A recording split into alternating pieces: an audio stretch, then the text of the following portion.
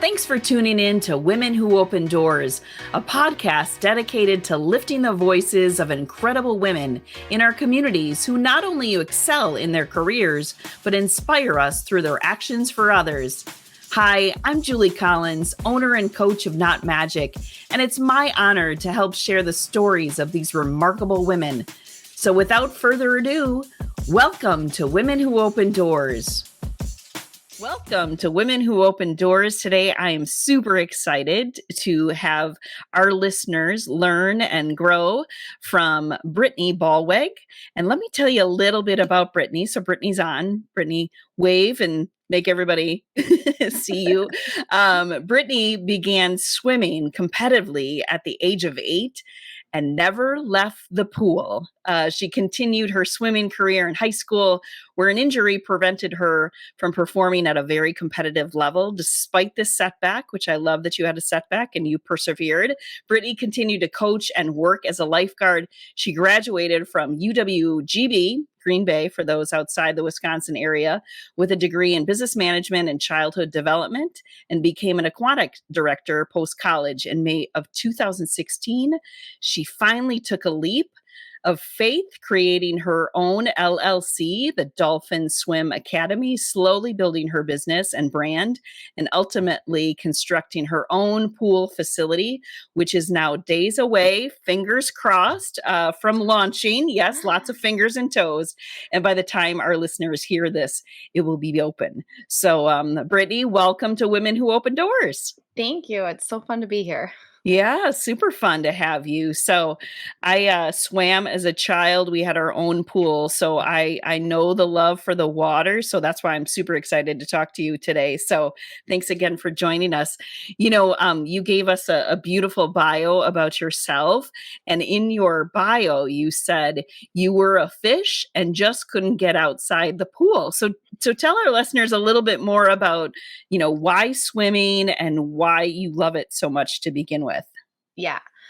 So my parents' goals for us, all my sister, my brother, and I, we had to take swim lessons. And it was a non-negotiable. We needed to be safe in the water because they themselves weren't strong swimmers. So we started doing swim lessons, and I found it easy and fun, and I could pick it up, and I breezed through the levels at our summer rec department. I was like, I think I'm going to go join swim team. Yeah. So lo and behold, I joined swim team, and I was at every swim meet I could. I was at almost every practice, swimming 5 to 6 days a week because I loved it and I couldn't get enough. And it was just a great individual sport, but with that team atmosphere. At the high school level, what was it like both individually and as a team? Tell me a little bit about that. Yeah. So it was great to start, have an identity when you go to high school, because sometimes it's like, oh, it's a big, scary new place. But it was fun to have that identity of I'm a swimmer. These are my friends. They get me, freshmen, seniors, sophomores, juniors, everyone, it didn't matter. And we all had something in common to swim. And the level of competition also increased. There was people some were beginners, some who had done it like me since we were 8. And it was fun to do more dual meets and just school versus school. So some more competition where you could see results a little differently than clubs where there's a couple hundred kids, versus 25 swimmers at a Thursday night dual meet. Yeah. So it was different, and it was a good learning experience, and it definitely held me more accountable. I didn't have my mom checking to make sure I was at practice at 6 a.m. or right after school. So I had to prioritize, and it was almost like that first job. Yeah. Having that sport and keeping your team and yourself reliable for committing to practice and committing to the team. So Brittany, tell me a little bit about the swim team. Or do you still have people that you're, still friends with or still connect with from even in high school at all? I have a couple friends who I connect with in high school. Since injury stopped me after my freshman season, I didn't make a lot of friends and continue on through high school. But my high school team was the team that I swam with at club. So we had known each other from club into high school. So it was welcoming, and it was those same people that I got to swim with at a club level, and then we all got to be in high school together at our different age groups. Yeah. Well, So you've definitely surpassed mom and dad's expectations to did. be safe in the water, right? Like, Sure did. just This was not on the radar. this is not on the radar. I've obviously want to talk to where you're at today, but tell me a little bit more about this journey for you. Like, was this a dream for a long time to eventually get to a pool and have and have class and and be an entrepreneur? Because at the end of the day, that's what you're doing, right? It's not all Yeah. about swimming. You're an entrepreneur. So was this ever kind of in the scope of your mind at any point? Honestly, it wasn't. Not until probably towards the end of college.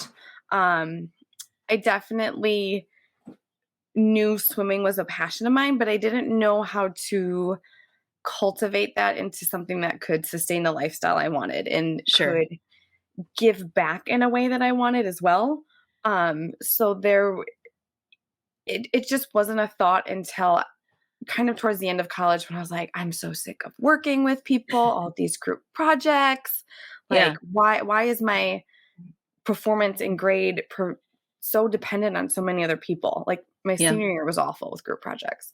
And I was like, I don't think I can work for anyone. You Clearly. knew early on. Clearly I knew early on. Yeah. And like going into college, like I was going to be a dietitian. I was really into nutrition and health and sports. So there was kind of that lingering background, but more science based Mhm. versus like, hey, I get to play with kids in the water and help them Yeah. grow and develop. So towards the end of college, and then a couple years post, I was like, I think I can do this. I've been an aquatic director. I'm learning the ropes, learning how to do it all. And like, I really, as much as I respect my boss at the time, and she's a mentor and a good friend now, it wasn't working. Like I Yeah. needed to challenge myself and continue to grow. And the next step Mhm. was, it was ownership. It was going for the big goal. Yeah. So, I decided to leave and just go for it. And here we are today. So let's talk a little bit about the timeline. Yep. So what I have from your bio and when we chatted is really around the August 2017, or is really kind of when you were stepping into this ownership piece, and you had 2 swimmers, right? Did I get that fact Yes, right? the first day I had 2 swimmers. That Yeah. first month, we had 12 Yeah. total. So I Okay. was coming in for an hour and a half one day and 2 hours the next day for a month. Yeah. Yeah. So we run our lessons based off weekly. So you like Monday at 5 is your day and your time. Yeah. So yeah, August 1st, I had my first lesson at 5 o'clock with one swimmer. And then at 6 o'clock, I had my final swimmer for that day. Yeah. And like I went home happy. I Yeah. was ecstatic. I got to be my own boss. I had my own program. It was day one, and I had $3,000 to start. That was it. That Mhm. was rent for the month. That was my marketing campaign, which Mhm. was a postcard direct mailing. And I knew I needed to get 12 swimmers from that campaign to make it worthwhile and Yeah. pay for it. The second month we had 24, 25 swimmers. And then, so that would put us into like swimmers. Around October, we had almost 40 swimmers. And come November, I was looking to add 2 more shifts and to hire a teacher for to get them trained and to hopefully in January have 2 teachers teaching. And Yeah. it snowballed. Our growth percentage from month to month, typically in the business, you like to see anywhere from 2 to 5 because it's Yeah. maintainable. Yeah. We were in the 20s and 34%. I mean, there was never a month where I dipped below 16% increase Yeah. until all of a sudden we're at capacity. And it's like, okay, what now?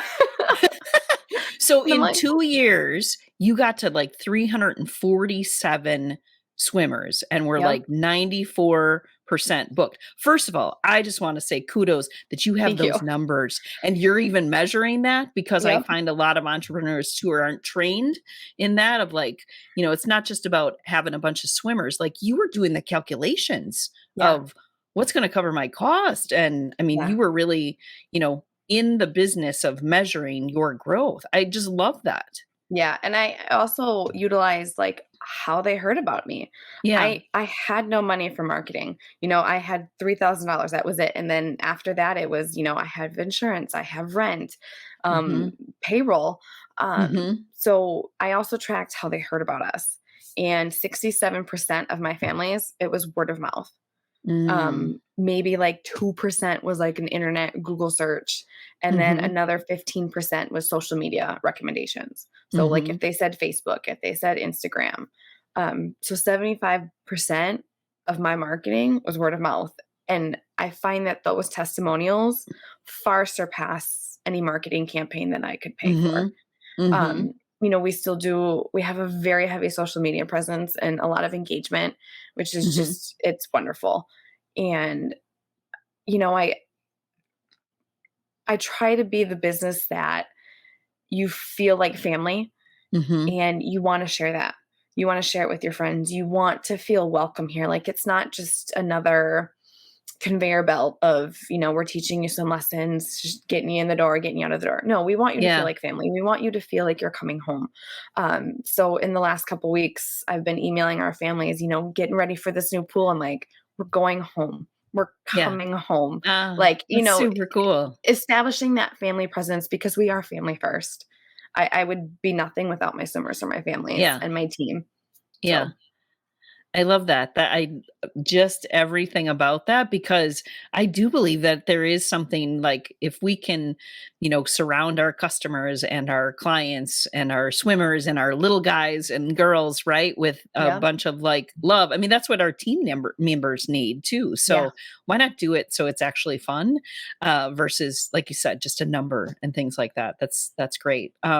So you were, mom and dad said we want you to be safe. But tell us a little bit more about why it's so important for you, not just to have family, but to teach, swim safety and skills at such a young age. Why is that so important for you, to teach that? yeah. The reason why I'm here, and I think like it kind of just it cultivated through my experience becoming a teacher and bettering myself as a swim coach. I have a list of names, and um, these swimmers are my why. They help me make it through. They've been victims of near drowning. They've witnessed near Mm, drowning. holy Um, cow. they have such debilitating anxiety Mm, that there's one swimmer, Betty, who we literally spent 30 minutes with my feet in the water, her sitting on my lap, clenching for dear life at the edge of the pool because that is how traumatic past lessons and experiences were for her.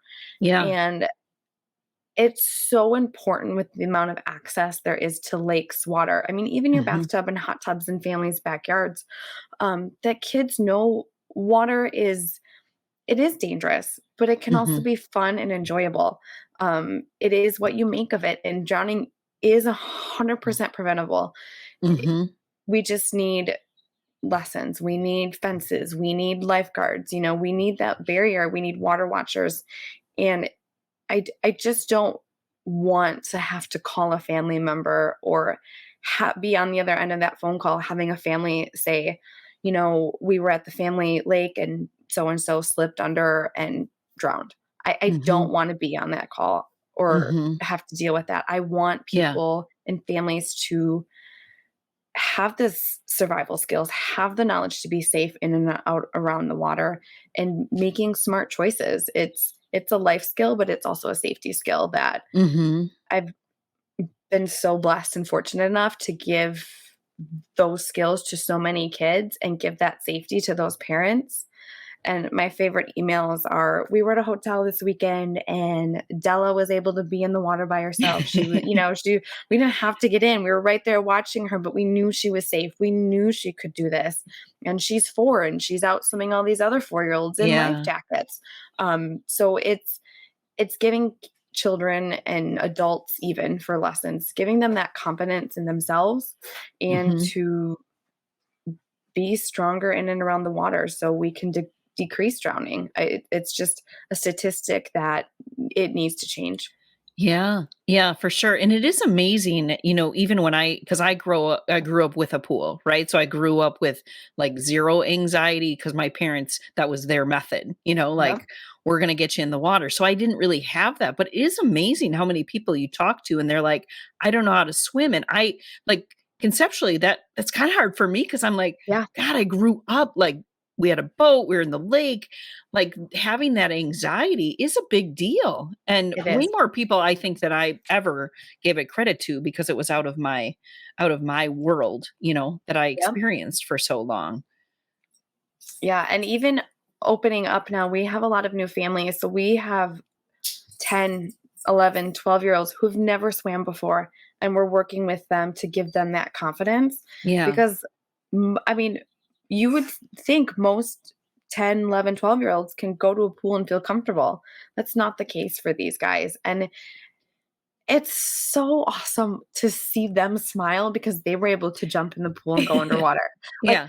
I'm working with an 11-year-old right now, and the other day he asked me to go jump in the deep end, and I was like, "What? Wait, you're ready for this?" Like, it is such a big Sue deal, Farm. and Yeah. it was 5 feet deep, and he's 5'4". He's just as tall as I am, and Mhm. he overcame that, and we've been working together for about 2 months, and he's jumping in the pool and diving for rings, something Awesome. that, a few parents with 4-year-olds take for granted because they've been in lessons long. Mhm. So Mhm. it's so fun, and, oh, my heart just, like, it melts when I see Yeah. that, and I just get so excited and so happy, and, like, watching their parents smile and watching them smile and be like, "I can Yeah. enjoy the pool this summer." Like, Right. I can be with Right. my friends. I can Yeah. go to a Yeah. pool party. Which is super important, right? This whole Yeah, inclusion of like, I can do something with my friends. I don't have to say, I don't know, or I can't do it, or I'm scared of doing it, right? Like yeah, that whole feeling part of connected to a group, right. yeah, very cool. So we read that your swimmers are also called your pod. Yes, they Um, are. I love that. So what have you learned from them, as well? What do you learn from the swimmers? You teach them a lot, right? But I what do you teach them learn a from lot. them? Yeah. The biggest thing this week is just hope and patience. Um, we're at the end, the final stretch of this massive facility project, and it's been tough. Um, and I have to be my best self for my swimmers. They expect it. They don't understand, inspections and shipping delays. They're 4. The biggest thing in their world is what's going to be for dinner and if they're going to like it or not. You know, Right. their expectations are fairly low, but to them it's very high. Like, are they going to have fun at swimming? Like, I'm sometimes the best part of their week. Yeah. They look forward to coming. So I this week is all about hope and patience. And last night was I had everyone was happy and smiling. And, there was one class we were getting a little kind of silly, but I was like, hey, you know what? That's what they need right now. They Yeah. need to be a little silly and go off tasks today to have a stronger lesson next week. Or, it's just every day changes, every lesson changes. Sometimes 5 minutes it changes depending on the 3-year-old's mood that day. Yeah. Um, but, this week has been hope and patience and just smile. You'll Yeah. get through it. I think Um, we do learn a lot from kids. We learn a lot from kids, like not to take our stuff so right? seriously, right? Just the thought of being silly. I would love that. We probably have to do that more on our team Yeah. is be silly a little bit more together. So walk us through this journey about getting to the pool. Because I know you shared space, hotels. Talk to us a little bit about that and how it Yeah. got to this. I want to build a pool. Yeah. So, 2016, I made my LLC. 2017 in May, I was like, okay, I've had it for a year. We've got to go for it. We have to find an indoor space. I put my resume on Indeed to find lifeguard jobs, hoping that a pool would pop up that was being underutilized. Lo and behold, a couple weeks later, an assisted living facility lifeguard job popped up. And I was like, oh, Googled them, searched them, made some phone calls, checked out the pool size, depth. I asked a lot of strange questions that most 16-year-old lifeguards wouldn't do. So maybe a red flag, but it was a good red flag. So they called me back for an interview, and I handed them a business plan. I was like, my job was 1 p.m. to 2 p.m. on Tuesday and Thursday. It was 2 hours a week. And I was like, you're not using this pool for anything else. And pools are expensive. Let me help you generate some passive income. Like, there's nothing else you have to do. It's here. It's working. I just need to use it. June 21st, I was in Colorado with my nanny family. I got the lease in my email. I went down to FedEx and I signed it and sent it back. That's I couldn't even wait until we got home. My nanny girl went with me, and she snapped some pictures of me signing that lease. And that's cool. That picture kind of hangs up. And it was the moment that my dream became a reality. And then that August 1st, we started with lessons. I had a couple months to market and get some kids. And, it snowballed from there. We quickly grew. It was 2019, March. I was doing a makeup lesson with a family, and the mom was like, so what's next? She's like, it's so hard to get a makeup. You're super full. I'm like, well, maybe in 5 years I'll build a pool. Okay. 5 months later, I was sitting in a room with contractors, and we were discussing this, couple $1 million project that I was like, wait, it's been 5 months. It hasn't been 5 years yet. Like, what? And it was just the right timing. I met an amazing team who supported who I was as a woman and a business owner, and never questioned me, because this was my industry. This was my area of expertise. Yeah. And we've definitely become family after this. Like, I'm greatly going to miss our texts and phone calls in the sense of communicating with them. I won't miss, oh, it's a shipping delay. Oh, you got to make this. I won't miss that part. I'm going to miss the friendship from it. Luckily, they'll be right next door at another building, so I still get to see them. Very good. Good setup. Good setup, by the way. Right next to me, by the way. And then, so it's November 2019. We're setting plans. I'm talking with banks. And then March 13th, 2020, my world stopped. COVID shut us down so fast. And there was a week of, maybe it's not scary. Maybe it's not. After that week, it was a week of, I can't do this. Like, no one's going to do this. And then it was a couple more months, probably around May. And, I still kind of kept going, but I was like, I can't afford this. Like, it's not going to work. I don't know what to do. And you were still at the senior living facility. We were still at the senior living until March 13th, 2020. That was our last night of lessons. We actually ended at 7:30, and I got a phone call at 6:00 that we would be shut down. I was like, we have an hour left. I'm going to finish it. They're already here. So we finished that night, and we stopped. I sent out the emails, and like the rest of the world, we just waited. And we had plans, myself and my construction team, to keep this assisted living facility and to build a little bit further away. So I would lose about 25 to 30% of my clientele, because I needed to lose in order to gain. Sure. And we'd have our own space, and we could build it up over there. There was more markets we could tap into, and more summers and communities to serve. Unfortunately, it didn't work. Price point, working with that village, and it was just out of budget at the time. Yeah. And I needed to stay closer, because it was coming in around June, and I was like, I'm never going to get back in this assisted living place. They're super strict lockdown. COVID's not going away. So we were looking at other communities, and I was like, how can I be close and remain accessible and keep my current clientele. So we settled on Cottage Grove, and we found the perfect spot. We got approval from the board. We got our plans submitted, and this was all kind of around August 2020. So, I was in kind of a depression, but still kind of moving forward around Yeah. April, May. June, I was like, okay, something's got to give. I can't sit at home anymore. We looked at new land options and we found Cottage Grove, and, I made my spiels to the board. We got all of our approvals. And then on October 10th, 2020, we ceremoniously broke ground. And I say this because I had lost my aunt to breast cancer, and she was a big support of me. And that was the day that she had died 10 years prior. And I needed to change the narrative. I needed that day to mean something. I needed her to see me become this awesome person. And super so we did. cool. We did it. It was Super a beautiful cool. day. It was 70 degrees. Yeah. Love it. So much fun.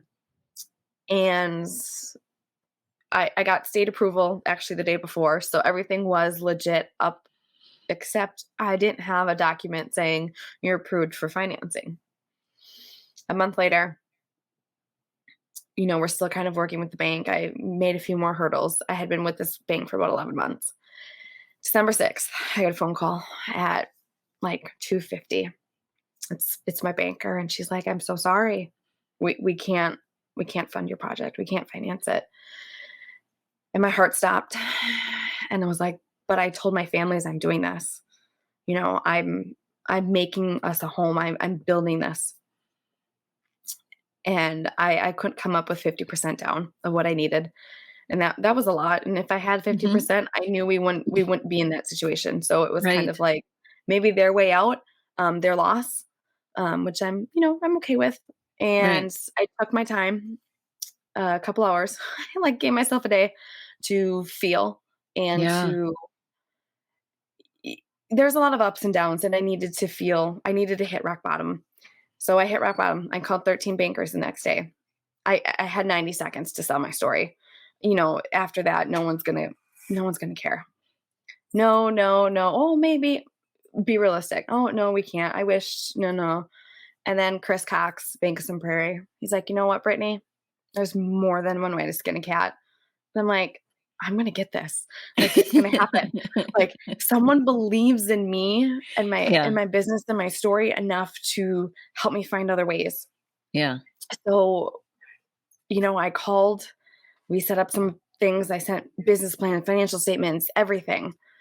And 3 months later, I had my loan approved. And to say I cried, I did. I totally did. I totally broke down. I found it at 3:17 on 3:17, right before I had to teach lessons at 3:30, that my loan was approved. And I cried, and I the smile never left my face that night. And if my swimmer's like, "Can we do jumps right now, or can we do a mat ride?" Sure, we can do whatever you want tonight, because Miss Brittany got the best news of the day. And and I came home that night. I told my husband, and it was just awesome. He's been so supportive of it, and to finally hear that. And then on April 8th, I closed. And we're here, and that was 2021. And then July 26th, 2021, we broke ground for real. So, 9 months later, phenomenal. Finally broke ground for real. And, shipping delays still continued, but buildings were up in October. There was a structure. There was a frame there. There was physical evidence that this was finally going to happen. A few more delays, weather, cold, COVID. You name it. I experienced it. And we were hoping to open in March. March 1st was my birthday. I was like, "Guys, come on, give me the best birthday present ever." It didn't happen. And now it's June 2nd, and we're hoping for Monday the 6th to open. That's awesome. Well, you will. You will. You are the epitome, though, of resilience. girlfriend, right? Like I you hope did so. all of this at really such a young age. I'm not trying to date No, yeah, myself no, or you, but that's really why I wanted you on the program too, because I think, there's business owners out there that maybe been doing it for a while, inherited a business, but like really giving inspiration to this younger generation that, you can do it, man. I mean, yeah. just the hurdles that you went through. So give those individuals, like, what's some of the other advice that you would give to either other entrepreneurs, other women owned businesses? What's the advice from Brittany? Never doubt yourself. You've chose this for a reason. You obviously believe in yourself enough to do it and to have these thoughts and just go for it. I mean, what's the worst that happened? You failed. I Mm-hmm. failed so many times Mm-hmm.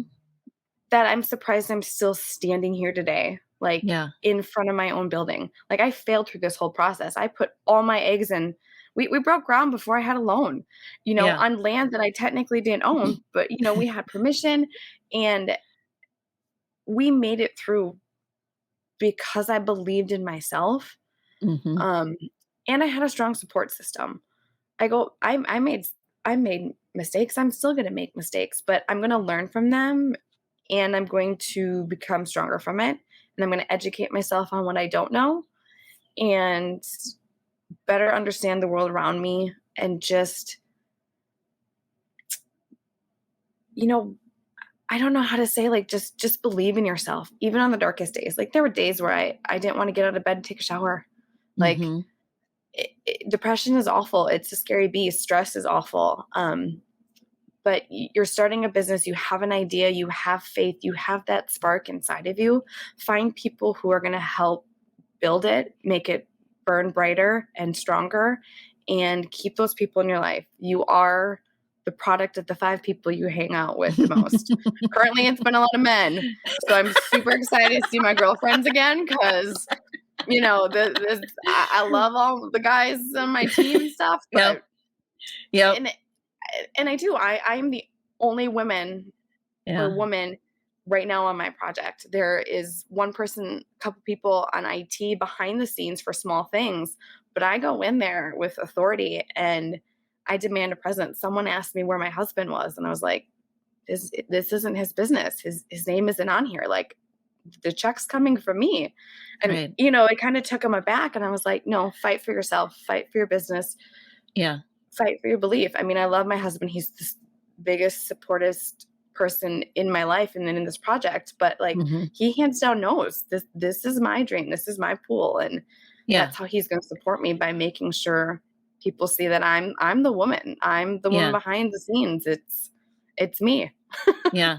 I love that, especially because, Yeah. construction industry. I grew up in manufacturing, so same thing, right? Not a lot of Yeah. women in it. So I love that you're even changing that narrative, not just what you did with your aunts, Yeah. passing, but this change the narrative, like we could do it too. Yeah. You can And do it too. but with respect and compassion. And Yeah. I love, I always say, like, I'm not a man basher or a man No. hater, because I learned a lot. I still do. I have Yeah. the same kind of very supportive husband, but we have to have both. We We have to do. have both to make an impact anyway. So what's the next dream for Brittany? What's your I know you're like, yeah, Julie, can we just make it to June 6th?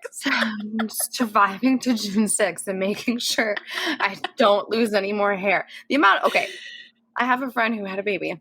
The amount of hair she's losing right now, because it's around that 3-month, 4-month, I'm right there with her. And she's like, but you didn't have a baby. And I go, no, but I'm building a pool. Like, Yeah. I can't wait for my hair to stay in my head and to not lose it due to stress. So that's what I'm looking forward to. Yeah. Honestly,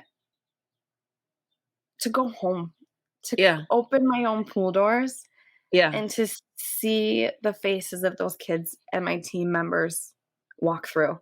Yeah. I've built this for them. I built this for the community to bring, awareness about drowning prevention and safety measures, and, to keep going to other communities and, maybe 1 or 2 more pools. I mean, I'm putting it out there. My contractor keeps telling me, "So when's the next pool?" And I go, "Nick, you're pretty funny." Um, But we'll get through it, and, that next pool is probably gonna be up before I know it. Yeah, So, well, I have no doubt that it'll be something. That's why we wanted to ask you another question, because you are a fabulous dreamer, and just what you have to be super proud, and and your family and your husband, about what you've accomplished so far. I mean, just a super cool adventure, and again, the resilience of what it took to get here. Love that. Love yeah. that. So tell our listeners, even if they're not in the Wisconsin area, maybe they come to visit, or maybe they have Yeah. relatives here, because we have listeners all across the country, and actually some internationally. Tell us how they find you and find the pool and find the academy. What ways can they find you? Yeah, so we are, well, we're going to be, at 1500 Landmark Drive in Cottage Grove. I kind of like that address name, Landmark Drive. We're Yeah, gonna be a landmark. We're gonna be awesome. there forever. Yeah, yeah, So Cottage Grove, Wisconsin, we're just east side of Madison.